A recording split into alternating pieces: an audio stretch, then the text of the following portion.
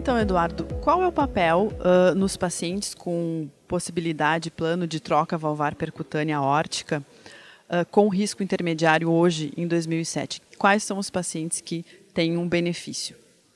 Já se tinha bem definido que pacientes inoperáveis e de alto risco, o implante de válvula transcatéter tinha um papel importante e bem definido nas diretrizes. Recentemente, principalmente com a publicação de 2 estudos, o Partner 2 e o CERTAV, nós pudemos estender essa evidência para pacientes com risco intermediário. É interessante a gente também explicar o que significa risco intermediário. O risco intermediário, a gente utiliza basicamente o STS, que é um score de risco, e o STS entre 4 e 8 é considerado risco intermediário, e abaixo de 4 seria paciente de baixo risco. Então, procurando juntar as evidências científicas com a experiência prática, eu acredito que nós podemos sim estender o implante de TAV para pacientes com risco intermediário, mas existem algumas questões que não estão bem respondidas, como por exemplo, o grau residual de insuficiência aórtica de leak perivalvar ainda é maior do que com a cirurgia e a durabilidade das próteses nós ainda não sabemos a longo prazo.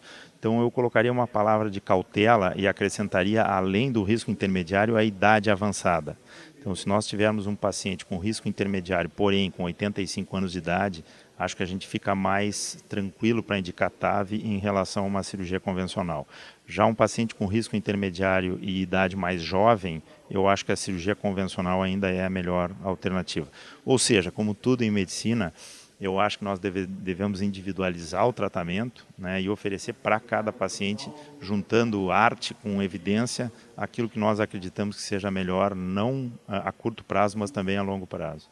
Existe alguma diferença significativa do desfecho nos pacientes que colocam válvulas autoexpansíveis ou expansível por balão hoje? Essas são as dois dispositivos mais amplamente utilizados, né, no mundo, e cada uma tem as suas vantagens e desvantagens.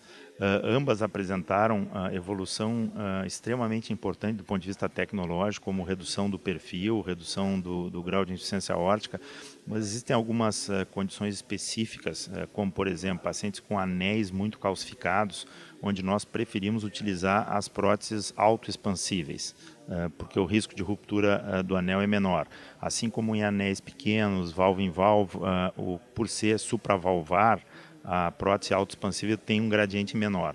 Em outras situações também, nós optamos por utilizar a prótese expansível para o balão, por exemplo, a aorta muito horizontalizada, onde nós precisamos posicionar de maneira melhor a prótese. Então, existem indicações específicas para uma ou outra prótese. Eu acho que as duas principais que são utilizadas no mundo são excelentes dispositivos, foram aperfeiçoados, e o bom é que a gente tenha no nosso arsenal terapêutico as duas.